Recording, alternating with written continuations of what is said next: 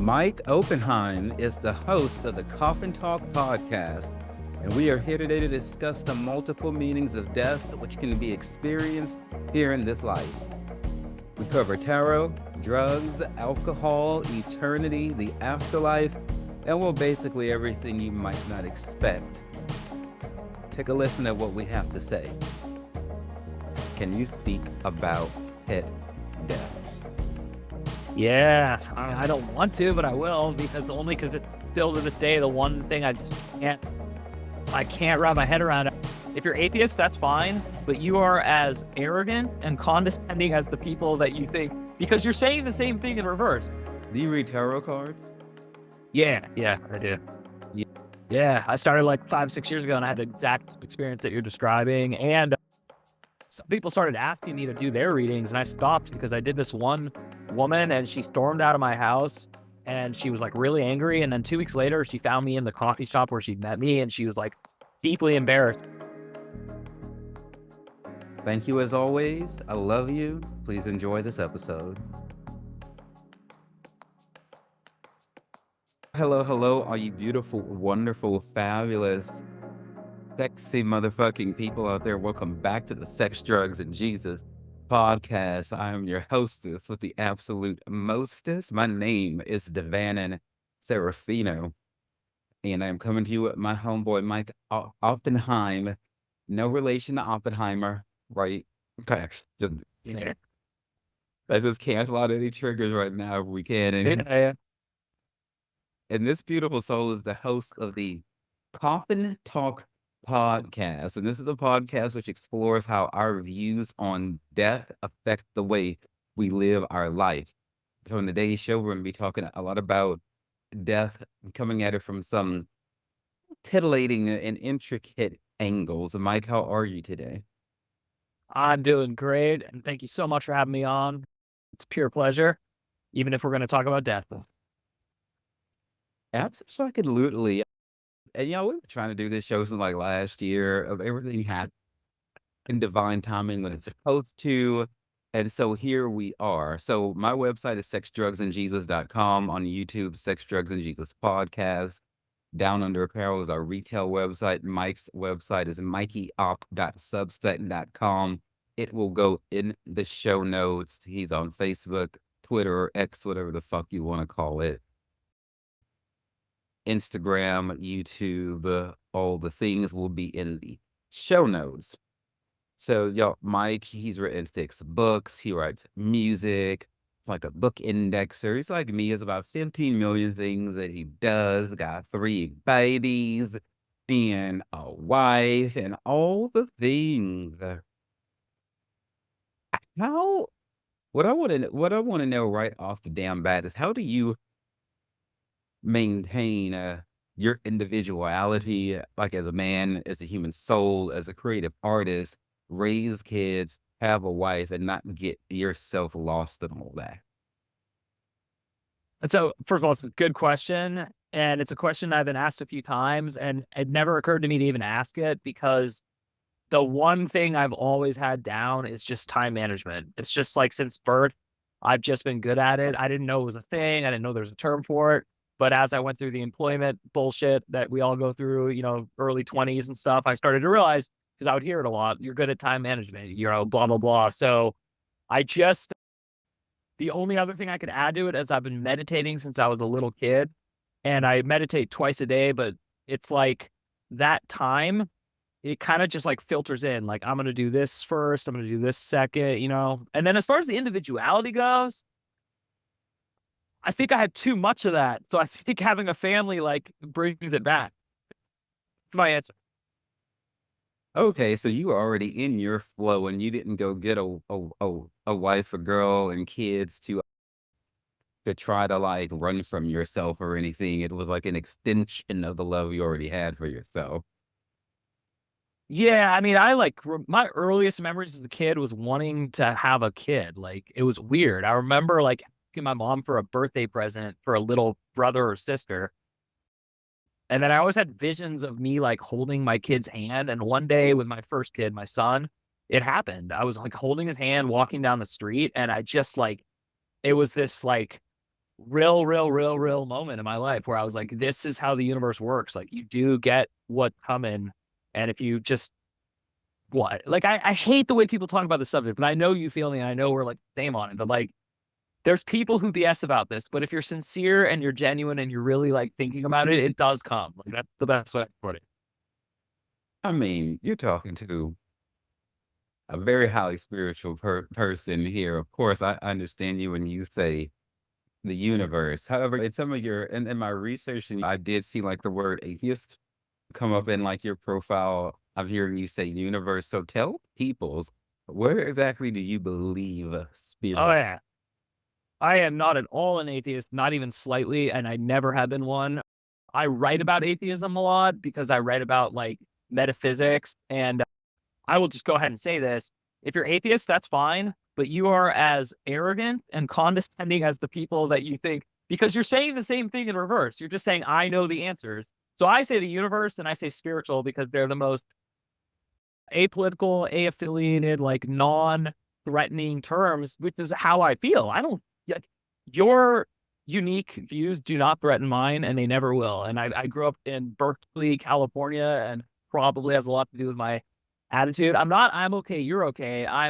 I'll leave you alone, you leave me alone. It's very different because I think there is like lines in the sand, morality wise. But like our beliefs in the universe and our beliefs in how things work is in my opinion unique, and it needs to be unique. So I think like your belief system propels you or holds you back. And so my belief system is pretty simple. I'm definitely not important.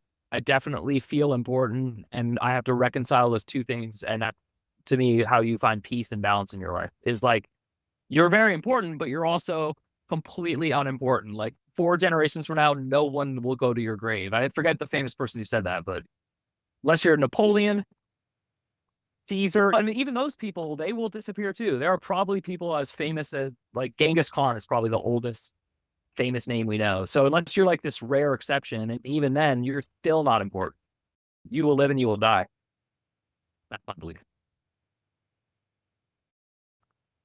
Let me take my notes here. You're saying something good. Yes. Yeah. And so how you saying like atheists know all the answers? I've never thought of it that way. It's interesting how the mind can work, for the mental gymnastics that it requires for an atheist to examine religion and spirituality and say there's not enough absolutes or there aren't any at all or whatever the case may be. I'm not fucking with it, but then to be absolute sure that absolutely nothing exists. My same kind of like version of that is when people say they don't have faith or faith, they don't want to believe in God or whatever the case may be. But people employ faith all the damn time, whether it's to believe in the universe or to believe that the waiter at the restaurant isn't going to poison you, or that the bus driver is going to get you to your destination safely, or the Uber driver is going to get you, whatever the case may be. We believe in things that we haven't seen and that haven't manifested every day around the fucking clock. Faith is in every damn body. The only difference is what you choose to put it in. So if you just don't want to fuck with God, then just say you don't want to fuck with God. But it's not so far fetched to believe that an invisible force is guiding, directing things more so than it is to believe that your partner won't cheat on you, or that your children are going to grow up right, or tell you the truth, or go out and act right, or that your cats won't fuck up your curtains when you're gone. Like, we believe all the damn time. So people, we have to examine where any like bitterness might be lurking, okay, underneath, why we might have a rage that might be fueling what we're trying to justify as atheism or unbelief. Because really, you're believing in something. Even if you're an atheist, you know, there's belief all around you in faith. Really well said. I mean, I couldn't agree more. And you gave such good examples because even like this is something I've been tooling around with a lot recently. There's also a lot of belief in negativity. There's like belief that Earth is getting worse, that there's going to be a civil war in America, that it's us versus them, that these green-haired kids are ruining Earth, and these boomers are doing that. And there's so much faith and negativity right now, and I think that's having a dramatic effect. The consequences are clear. I have faith that it doesn't matter.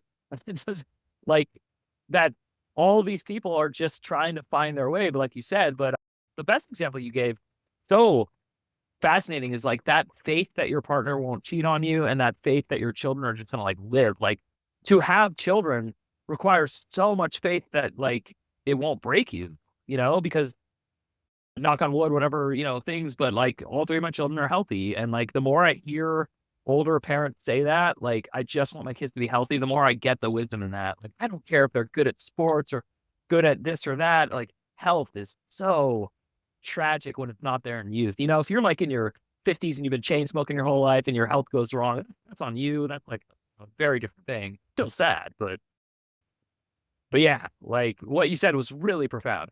I hope people really think about that. Thank you. I appreciate it. And I also heard the ego death when you were saying like you matter, but at the same time you don't. That detachment there is spoken like, like an ascended master. That's some girl shit. What you were saying. Also, people who dabble in psychedelics have these sort of, Yeah. you get it. You're like, we're here, but we're not. Time is a thing, but it's also an illusion. Death is coming for all of us, so we got to be ready against that day. Like you're saying, it's sad when somebody is young and they're sick. I tell people all the time, I've gone to a lot of funerals. Most people who die are between like 20 and 40. Old people aren't the ones really checking out of here. And when they do, they're like, fuck all you bitches, I'm out. Peace. Like, it's not as tragic as you might think. And so, Yeah. but when it's somebody young, and it happens this way, I think, for certain people because of this attitude that it can't.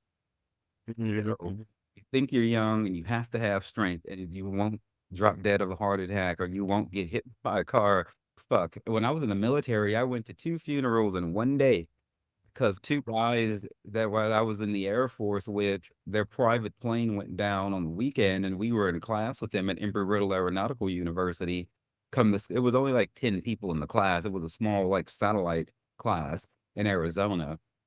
2 seats empty, like type of shit you see in the movies. You come to class, 2 seats Yeah. empty, they died over the weekend.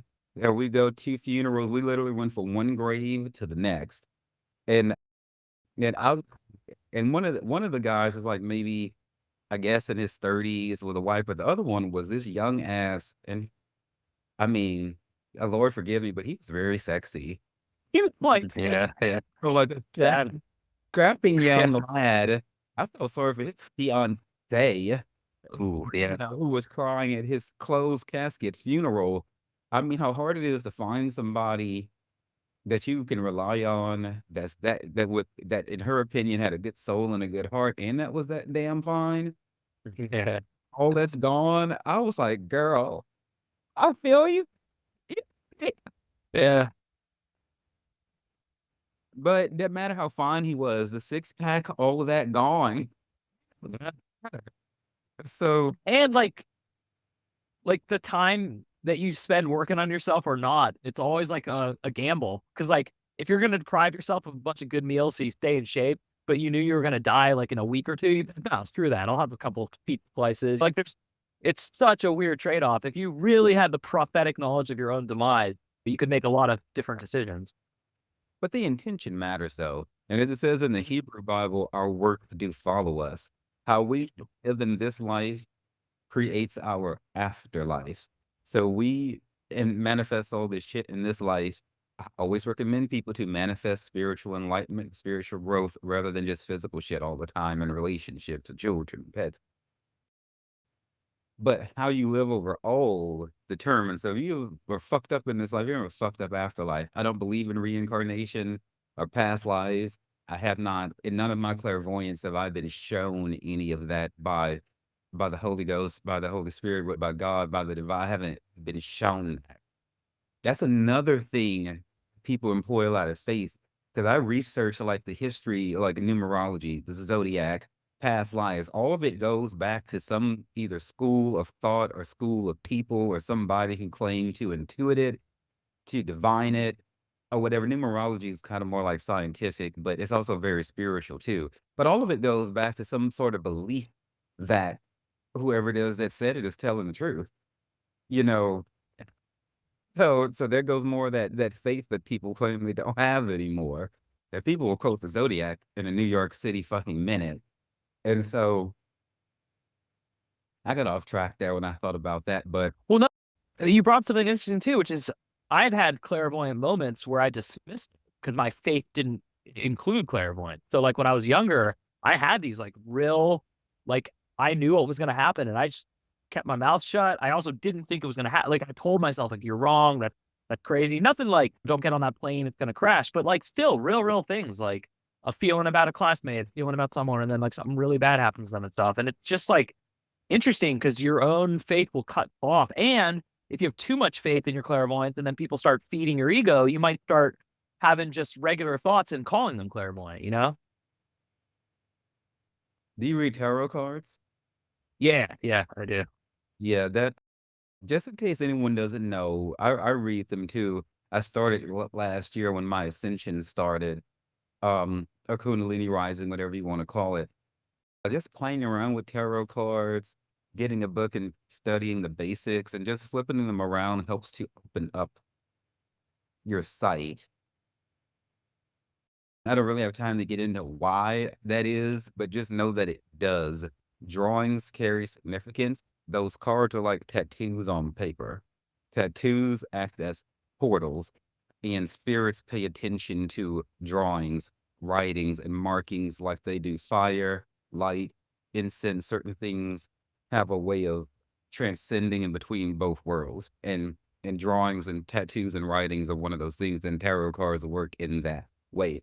So touching them, even that, not even doing readings for other people, just doing them for yourself, studying the meanings of it, like your dreams will change, your lucid dreaming will change, like it'll be strengthened, it'll affect you in different ways. And so if you have any kind of clairvoyant inclination, get you a tarot deck, boo, and start fucking with it and see what happens. Yeah, I started like 5, 6 years ago and I had the exact experience that you're describing. And some people started asking me to do their readings and I stopped because I did this one woman and she stormed out of my house and she was like really angry. And then 2 weeks later, she found me in the coffee shop where she'd met me and she was like deeply embarrassed. And she's like, everything you said was too real and too like it hit home too much. And I just didn't want to deal with it. So I called you a liar. I left it. I was like, all right. But that was the last one I did for a stranger. You know, I would do one for a friend. That's very different. But I wasn't charging money. I was just being, nice. Yeah, I mean, the high clairvoyant who raised me, who was gifted in all spiritual areas, doesn't think she couldn't do, had people run out on her. See, I only read for people who I know as well because I don't, I channel all of my divine power from the Trinity. Okay. I don't fuck with other deities and things like that. And so if I mean, I might read for somebody else, but they have to be clear on where the power is coming from. And that's something that I tell people. If you go run to tarot readers or to these spiritual people trying to get the work done for you, or voodoo or witchcraft, ask them where they're getting their power from. Don't just go sit in front of any damn body, because if you ask them to help you get a job, but they're gonna go sacrifice a fucking cat to make that happen. And just because you don't ask them that doesn't mean you're not responsible for it, because you hired them. And when you hire them, you co-sign, take on the karmic consequences of whatever their practitioner does on your behalf. So That you just reminded me of something I read about, and I don't have a strong opinion, so I'm really nakedly asking you, like, what do you think about that idea of like the karma of your country? Like, if you live in America and you're born in America and you're here as an American, how much of that weighs on you? You know what I mean? it don't, because if you're from some country that everything's about intention. If you came here running from hell and death, trying to find a better life, be you an Irish immigrant, a Mexican immigrant, whatever the fucking case it may be, Polish, whatever, Italian, that's not the same as being a slave master who went down to Africa and forced people to come up here to fucking one Yeah. damn place. I don't believe in collective karma. Now, Mhm. because everybody has to stand before the Lord for themselves. The only time that somebody's karma that I know of can get crissy-crossy is if people be casting spells with people and they don't they're not really properly accounting for the people who they're casting spells with, because doing cooperative magic is a form of intimacy. Having sex with people will also get you caught up in other people's karma, because when you do things like Yes. sex or cooperative magic, you become like a Siamese twin in that moment. You are you're individual over here, but you're also crisscrossed and hashtagged and cross-stitched together. And when you're like that, I don't care what the sex is, be it kissing, making out, a pole in a hole, whatever, you have a lot of transference going on between you and that person on spiritual, mental, and emotional levels that you can't control. It is done. And this is a spiritual law which no one can change. So cooperative magic, which is intimate, and sex are the two ways that I know of that people can fuck around and get somebody, catch somebody else's karma. I am so with you on that. Like, unreal how much I agree with what you just said. I don't think it's wise or unwise to like be super monogamous, to be like afraid of intimacy, to like have less partners or more partners. Like, I don't judge or think about any of that, but I do think everyone should just think about that every time they do. And I agree completely that a lot of people think, oh, well, if I didn't have sex with him or her, it doesn't count. No, that like even your lip locking is a huge. I've never heard anyone describe it the way you did. I am so on board with what you just said. I got huge goosebumps when you said that. Hallelujah, tabernacle and praise. Myself and two shamans that I know created a blog on the sexdrugsandjesus.com website, which is a sex blog which answers 24 questions about sex, dating apps, promiscuity from the angle of karma and energetic consequence. And because I've dealt with a lot of sex magic and witchcraft and stuff, being from Louisiana down here where voodoo and stuff is more prevalent, though it's everywhere, which people are like demonically witchcrafty down here with the evil asses. But and that's why we did that to enlighten people and let them know that it doesn't matter. Any sort of, it's all about the intent. Opening yourself up to someone sexually, making out, playing footsie, you're accepting them, inviting people into your home. Yeah. I don't know if that's like gonna fuck with your karma, but if they have some sort of entities following them around or some shit, it's just like in the movies where sometimes a vampire can't come in unless you invite them in. When you say you, I accept you in my house, you accept whatever bullshit or good things might be going on with that person. So we must be careful who we accept as friends, who we let in our house, whose house we go into. Nothing's done in a vacuum. There's spiritual traces every fucking where. And that's what we were talking about earlier, like how the decisions we make in this life follow you into the afterlife. And I love how that came full circle. Yeah, definitely. So the podcast theme was about like death, and I love that theme where it says Coffin Talk explores how our views on death affect the way we live our life. Some people act like they're not gonna fucking die, and they sleep with everybody they can get their hands on and take all these necessary risks. I don't judge polyamory because the Bible is very polyamorous. I view the Trinity as an example of positively energetic polyamory, with the spirit being the feminine aspect. I love the way God and Jesus Christ are protective of the Holy Ghost, which is the only sin you can't be forgiven of, which is to blaspheme the Holy Ghost. That's like them saying, talk about us, but don't talk about our girl. And I absolutely love that. But it doesn't take away the fucking problems that can come along with it. If people have a too much of a fear of death, like if you grew up in church and they told you the end was going to come and Jesus could come back at any moment, that's not healthy. But acting like the day is not going to come isn't healthy either. So we got to be balanced in between. It will come, and you live your life. Even if you have the gift of prophecy and you're going to die in 7 days, you don't go eat as unhealthy, and you're going to have to give an account sooner than later. So the wise thing is not to go gorge yourself on every unhealthy habit because you only got 7 days, which is what they show you in the movies. Well, I got cancer, so I'm gonna break bad and go start cooking, Yeah. shooting people, and do whatever. No, bitch. If you know your time is short, you better fucking act right. Do it. Yeah. Yeah. You know, Yeah. I think that's well said. I think before I hosted the show, one of the more tragic events that it was similar to what you were talking about, which is a very close friend from childhood got liver cancer, fought it. I spent a lot of time with him as he died. Just for 3 to 4 years, I would fly and see him a lot. And it was like heartbreaking because it was like that old song, like only the good die young. He was just like out of our whole trio, our whole group trio.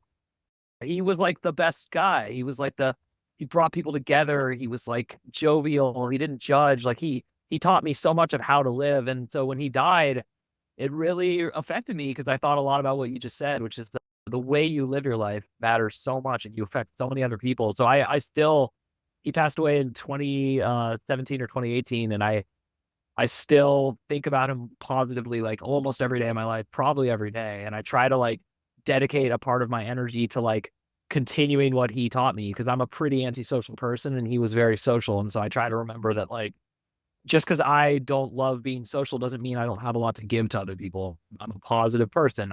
I like talking. I really love listening to people, which is actually, I guess, not that common. depends on the circle people run in. If people feel like they're getting listened to and heard on a regular basis, so maybe not.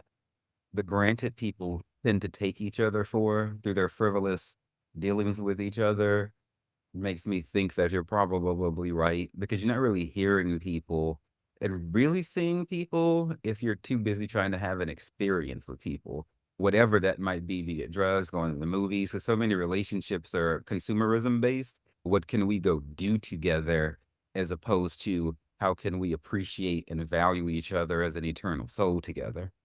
Yeah. Yeah. So in order to do that, you have to be here, and then a person has to be speaking vulnerable truth as well. Yeah. You have me thinking about so many like things I don't normally think about with just the profound energy exchange. Like I was at a comedy show last Friday, and like every time I go to a comedy show, I have dreams that night about the comedian, but not like he or she and I are like hanging out. I just more like it's like they've come into my life, and I have like a psychic connection to their. And it's interesting because it's like that must be a huge risk on their end, not mine. You know, like what we're talking about. Like they're the ones touring around the country, opening their soul to like all these people at once. I wonder if there's anything to that, you know? Any of us who have any type of public platform, whether it's online or in person, open ourselves up to energies. That doesn't mean they're all malevolent, but we Yeah, yeah. have like a certain spiritual and energetic integumentary system, which in the world of massage therapy, that medical science like saying your fucking skin, the integumentary, which is the largest organ in the body, is your fucking skin. Oh yeah. I, I don't know if it's a threat because even if it's somebody walking out the door without a public platform, you walk by somebody, energies can hop on you. You're not necessarily accepting it, but we are protected and shielded. I feel like Mhm. it's like connection with you and them is happening because of your gift and your ability, and maybe you're there more open and really soaking it in more than other people are. And but if that comedian has any sense, they'll be burning their candles and spraying their incense and dismissing that energy. It's just like a doctor or a Mhm. psychiatrist or a massage therapist. At the end of the day, if you're after you're done dealing with people, you need to do a ritual, go hug a tree, stand on the ground, yoga or something to dismiss other people's energy. Because people are coming to the show to feel good. They do feel good. They left all their weight there on the comedian. If they have any, Yeah. there's nothing wrong with that. That's a part of what we do, handling Mhm. of demons. We just got to know how to take those demons and cast them off back to hell from whence they came and such. And so it's not a bad thing. They just have to have a good, what we call spiritual hygiene. And that's Yeah. on the comedian. or whoever it is on stage to have that knowledge and insight to do that. How do you feel? I mean, the name of your show, Sex, Drugs, the drugs part is what I'm trying to ask about. As you were talking about all this, like, I am not wary about a lot of drug use and people's energy, but the one where I am is alcohol. I feel like when I drink, I lower my perception of what's dangerous energy and what's not. And then sometimes I find it like almost too late. I'm like, oh, this person is a vampire and they are like, just doing their thing and I have let my guard down. And so I'm just curious because like culturally we call it alcohol and drug, it's like the weirdest thing ever. So I'm asking you kind of two questions at once. How do you feel about all drugs, including alcohol? And then do you feel like alcohol is not a drug? Do you think it is a drug? I had a dream when I was in the Bronx Department of Veterans Affairs Mental Health Hospital in January. I was in there for like depression, suicidal ideation, and drug use and things like that. In this dream, an angel was telling me how now that I've ascended and I achieved a massive spiritual growth after the breakup last year. When we go through catastrophic things, sometimes it can push us into a period of intense spiritual growth. That's just the way it happened. This is what God commanded. I was shocked to know that this was even possible. And in this dream, this angel was explaining to me how the evil energies that I fight and battle through my books I write, through these podcasts. This is not an entertainment podcast. We're dealing with eternity here, souls, lives. And so they they got stronger. So it's like Lucifer sent stronger level demons to fight me. And Mm. when I would drink, they would play on my emotion because alcohol is a depressant. It can excavarate. Satan can use alcohol to make shit that you are sad about seem worse than what it is. Even medically, scientifically speaking, alcohol is known to be like a downer. It just is. People laugh and giggle and shit, but internally and emotionally, it's actually taking you down and energetically down. So what you're saying is right. I'm giving you this angelic description because I have it available to give you. And so that's why I stopped drinking. After I had that dream, God took away from me alcohol, the use of crack, crystal meth, and cocaine, all four at once. And I haven't had a craving for them since that day back in January. And so what happens is when a person drinks, their inhibitions are lowered. Spiritually, you're not quite as in contact with the divine as you usually are. And my high clairvoyant warned me against this when I was younger. She told me, if you drink, you're gonna go to reach for that power from God, and it's not gonna be there. God Yeah, yeah.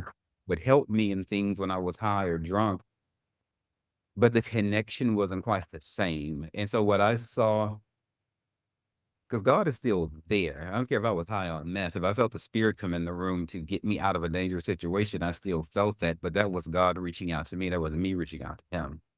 And so, because our relationship with God is a two-way street, but when we do certain substances, it can hinder that. So that's what you're experiencing. And so when this angel was showing me this that was happening, because some nights I would have, and it's not like I was my classification of an alcoholic. I don't get like I didn't like to get drunk. I didn't like the feelings. I was only having maybe 2 to 4 drinks, and on some nights I would just go back to my room and not do anything too wild, and then some nights I would feel the need to go smoke crack all night. And there was no reasoning as to why on one day it would be different until I had this dream and I saw that it was a negative spiritual force that was manipulating me behind the scenes, but I was only susceptible if I had something to drink. Wow. Yeah, that adds up with my thing. We have like a pretty similar life trajectory. I kind of alluded to this, but I talk pretty openly about it. But in 2017, my ex-wife went on a vacation with my son and abducted him. And it was just like the universe. But I am a stronger, better human.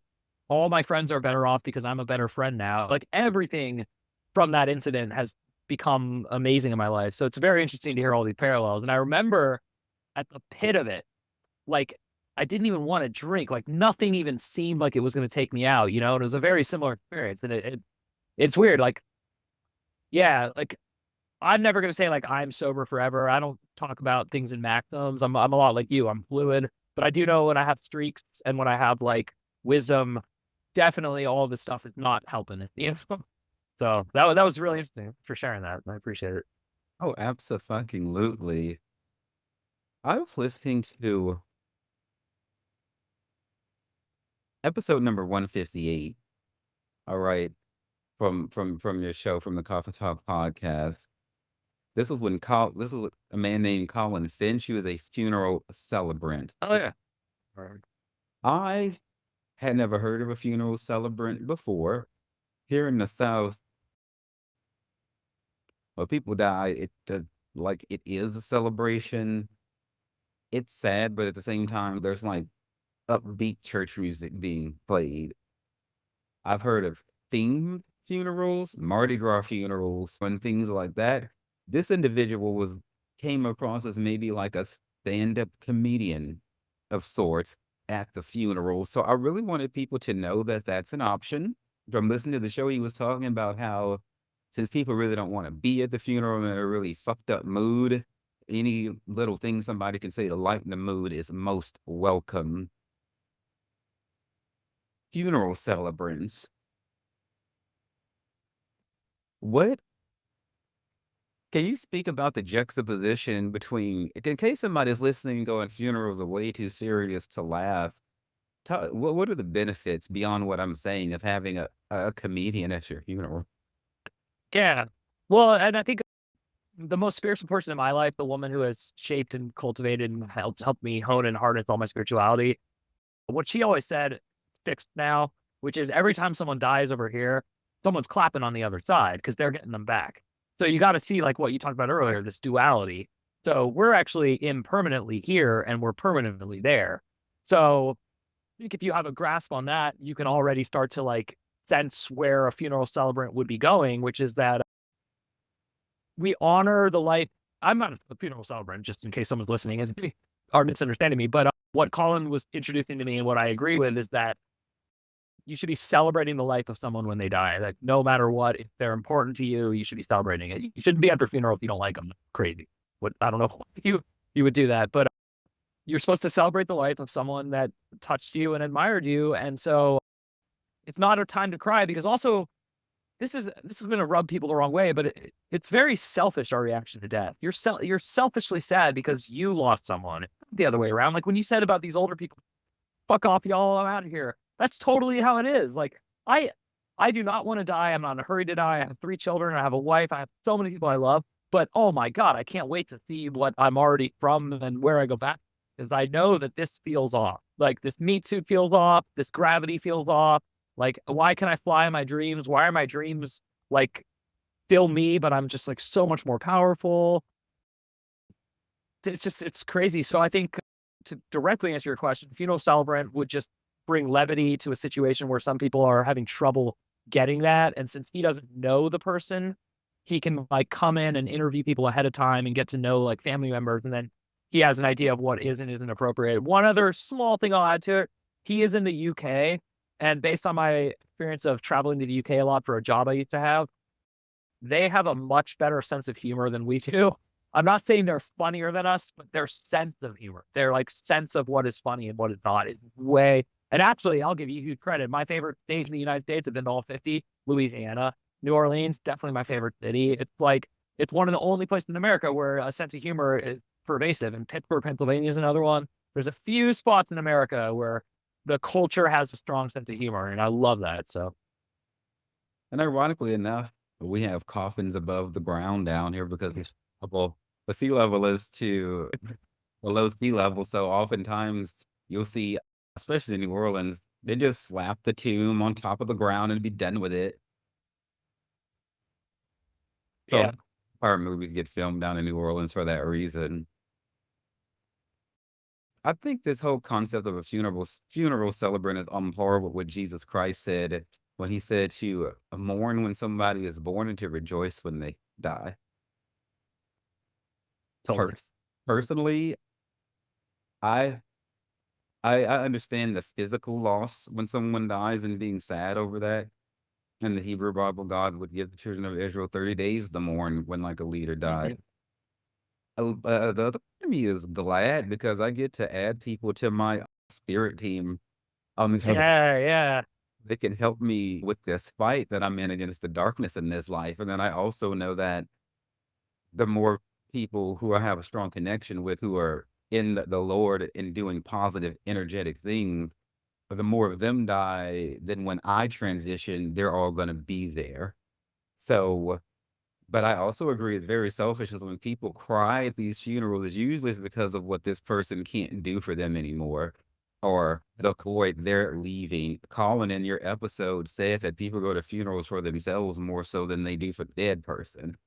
yeah, And I ain't really saying that as a judgment, just own up to it. But when you go into the funeral to cry for you, you're not yeah, that person was suffering with some bullshit. At least physically, their suffering is over.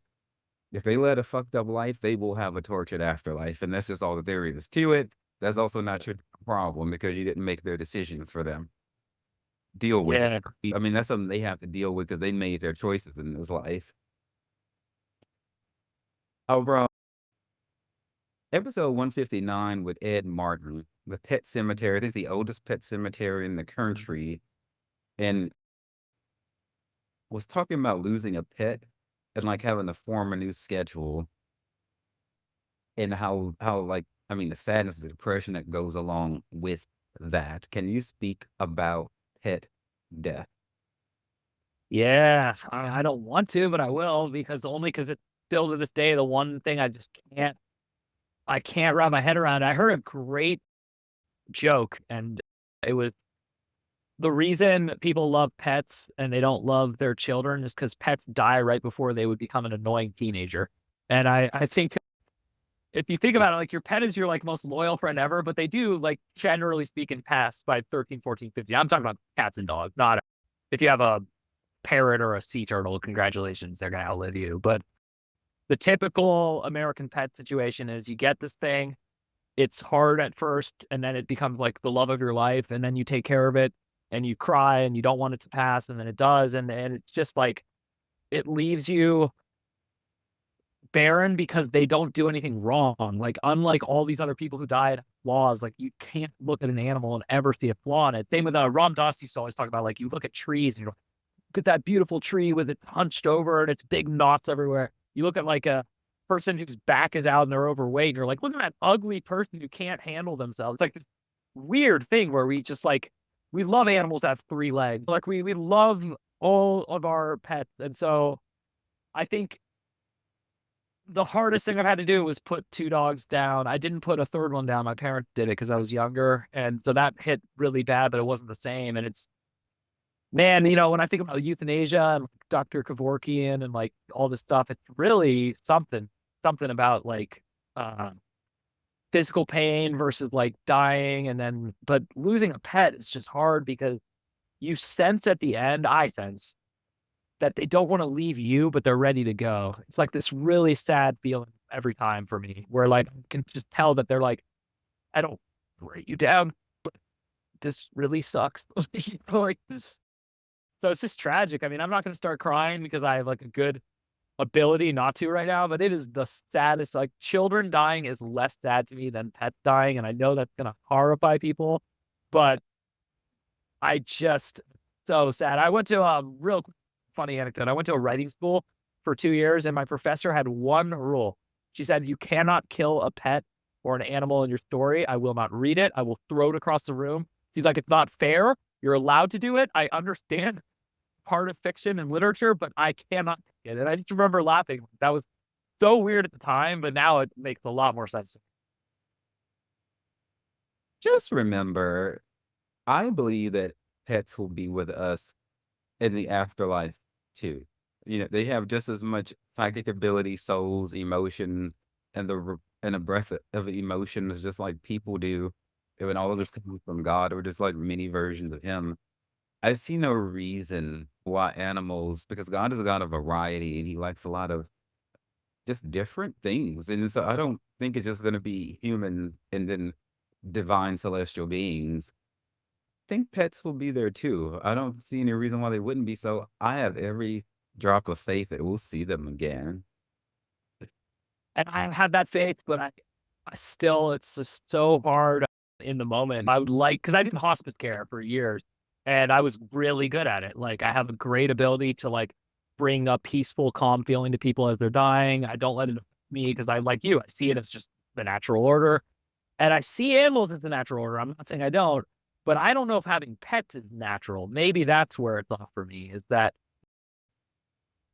I'm a big animal rights activist, even though I believe everyone can do whatever they want. I think it just matters to me. And so sometimes I actually question whether future people will look at us and judge us. Not that I care how future people judge me, just in case anyone, I don't like that the future will judge you thing, because so what? I'm not supposed to be caring about people judging me. But I do wonder if society is going to evolve to a point where, like, because we're definitely trending toward no more factory farms. I mean, that'll be no brainer in like 75 years, probably, at the rate we're going. But pets is going to be interesting. Will they ban pets, do you think?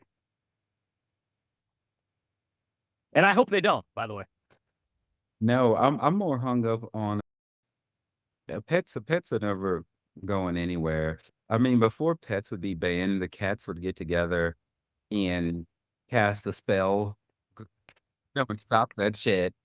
Cooperative cat magic with all, I don't know, 70 billion of them when you're running around the planet. They wouldn't let that happen. Cats would detect this shit and be like, oh, hell no, we're not having it. And so, no, fuck, it was something that you, damn it, what was it that you said? Well, I have something to ask you based on what you just said. How do you feel about Egypt and the worship of cats? Egypt. I mean, they were like all in it. I view them like as the enemies of the children of Israel because they were so at war. Them not to mention all the slavery for what is that, 480 years or 60 years, but Well, worship. I think that's a different Egypt. I think there's two Egypt. We're talking about the later one. There's an earlier one that we don't know anything about. I Anyway, mean, sorry.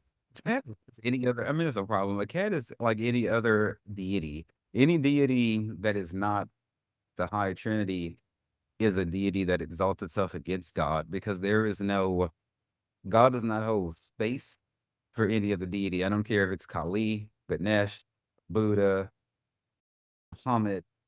I don't throw shade at them. My friends worship all of these beings. I mean, if they feel like they want to worship cat, they worship cat. I mean, when you go into like the 12 step groups, you can make a god out of anything. Flowers, Yeah. a fish in the pond. So I know that cats are super spiritual. In my dreams, I saw my cats battling dark forces and things like that. I know they have gifts. Now they're not worshipable for that. I will work with them. I don't worship angels and I don't pray. I don't think everything that has like an exalted spiritual capability needs to be placed on a pedestal. So Mhm. I don't worship angels. I work with them. I only worship God. And so I would disagree with the Egyptians. That's what you're asking me. Let's work with the cats, but not make an idol out of them. But they were a Yeah. polytheistic society, so they'll just worship anything. That's what they do. Yeah. No, yeah. I think I was more asking just because you're knowledgeable and you have an affinity for cats, and I'm not. I always liked cats, and I wasn't. We didn't have cats or dogs growing up, and then we got a dog, so I just kind of became a dog person. But I always liked cats. But I feel very differently about the two as like spiritual beings. Like, I feel like dogs are loyal and protective, and cats are protective, but like a different, not like disloyal, but there's like, and I'm saying this as a positive for both, like what they bring to the table. So I was curious more if like Egypt was like on to something you thought, but your answer told me. So, Yeah. Dogs represent more masculine energy. Cats are okay. feminine. Whether it's a male or female cat, it doesn't matter. It's like in the queer community, Yeah. every male, whether he's a top, bottom, versatile, possesses more of a feminine aesthetic and energy about him than a straight dude. And Yeah. so female energy is more magical energy. period. I know Yeah. I've known couples, it's like the woman is always stronger spiritually, like Yeah. she was more strong than Superman. There's something about that, but the men carry the physical protective force and the women carry the spiritual protective force. And so a cat will fight things that a dog can't see. However, a Yeah. Yeah. cat does not have the strength to fight things that a dog can physically. And so I like that. this is the divine giving us physically manifested spirit animals as guardians. Cats guard us spiritually, dogs guard us physically. Makes total sense. I like that. Good. And so, one last question before I get over into the dad joke. We talked about like regular death. I want to get your opinion on how you feel about go back to like your first child, because everything that happens is in this life is a death, a rebirth, transformation. God described it as seed time harvest. We plant the seed dies, the plant grows, it does its thing, goes through its whole germination process, produces other seeds, the plant dies, the cycle continues. People who, people who are more like universe will look at it as the universe expands and contracts, everything's moving, so do we. And so we live through cycles in the tarot. We go from the Fool to the Wheel of Fortune. And so the cycle continues. And so somebody has a kid, that's a type of death. When you lose a job, that's a death. When your kid leaves the house to go to school or the military or whatever, that's a type of death. When you had your first child, can you speak to the emotions that came along with understanding that your life as you knew it was not going to be the same? Because there could be positive and negatives that come along with that. It's not all rosy because you do have to die as who you are to become a parent. Because you weren't a parent before. Now you are now. Talk to me about the death of having a child, how beautiful this death is, and how terrifying as well. Yeah. None of it personally is terrifying, nor was it ever, and all of it was beautiful. And I think for my first wife, it would be the exact opposite. It was all terrible and terrifying. And my second wife, it was all positive. I think so. I'm making sure to say that I think it's a unique reaction that you'll have with your own child. And yes, I think adoption counts. And yes, I think like any addition to your home that is a physical human that you are a guardian for, that's the most crucial part.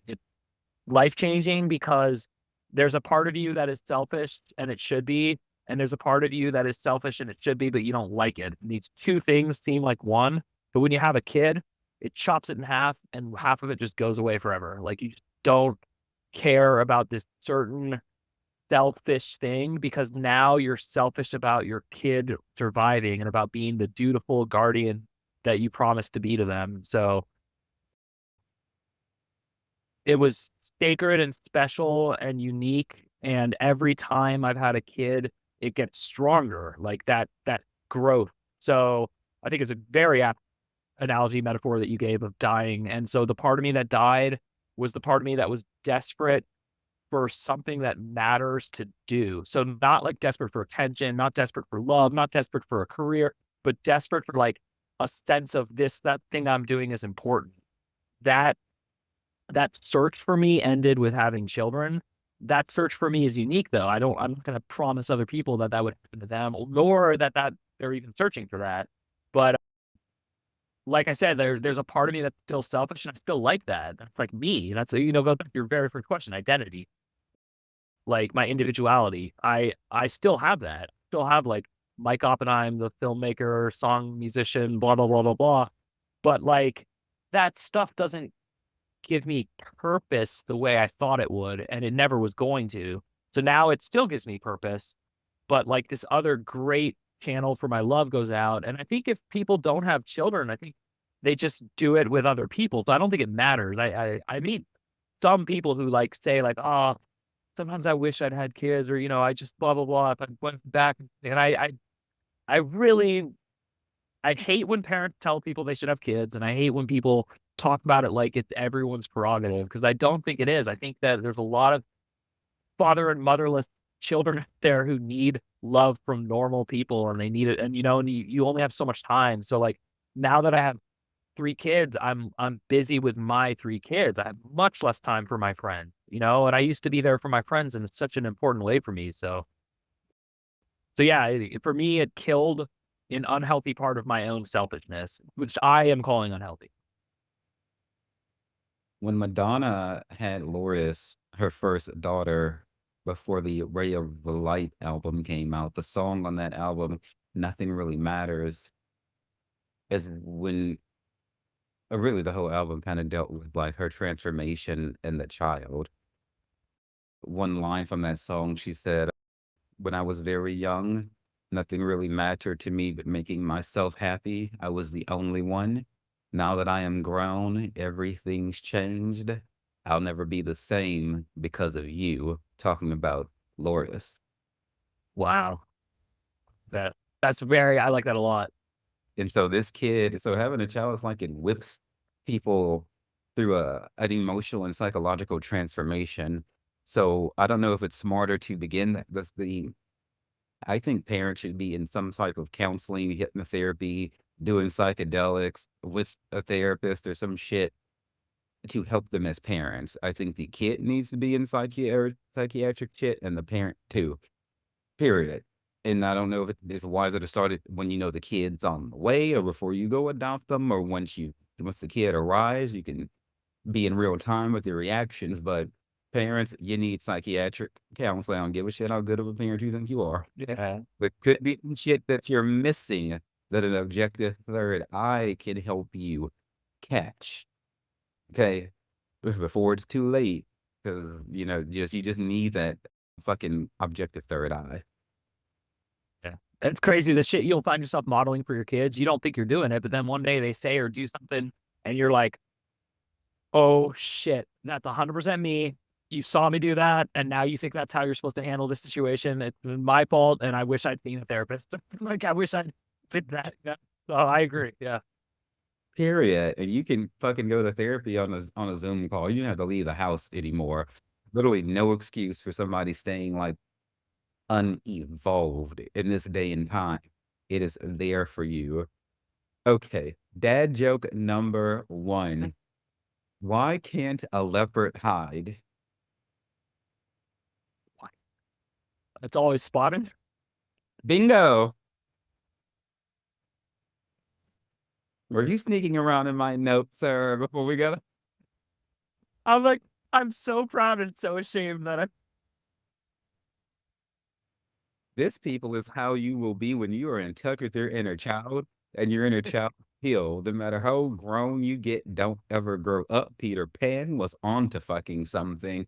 You asked me, I might run around here in some green fucking tights tonight with Bucket. Book number two. Why are spiders so smart?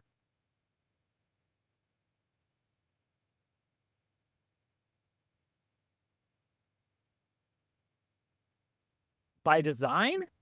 How they wish, because they can find everything on the web. Oh, I was like, it's gonna be web or silk or something or like that. What do you even call it? What's the thing called that they make webs out of? Web.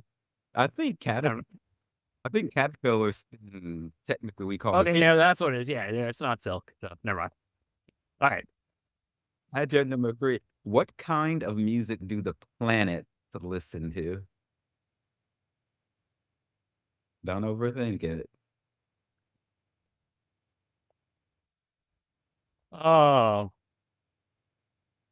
no, I thought I would. Oh, Big Bang, Oh, Big Bang music.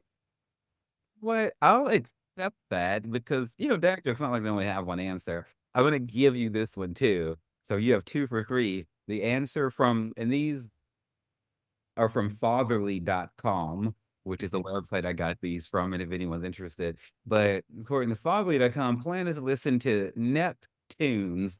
Ah, ah, much better, much better. So the website is Mikey Opp. That's MikeyoPP.substack.com, Facebook, X, Instagram, YouTube. Any last words, Mike? Go ahead and close us out if you like. Thank you for coming on the show. We've had 175 guests and counting on Coffin Talk. Your host, DeVannon, is one of the 5 most memorable people I've met and interviewed. And the reason for that came through on today's podcast, which is you are full of 2 things that the world needs: love, but way, way, way equally important, honesty. It's time for us to step up, people. Stop being quiet. Stop being polite. Stop knowing that you should say something when you shouldn't. And I'm not talking about being annoying. I'm not talking about like getting in someone's face and Karening. I'm talking about just doing what's right and letting people know that you know what's right. The time is now. Pick up the slack.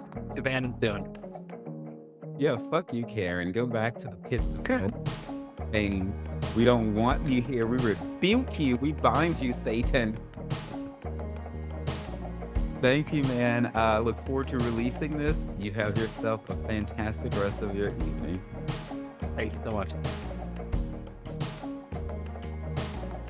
Thank you all so much for joining us today and for taking some time to invest into yourself and into the lives of your loved ones.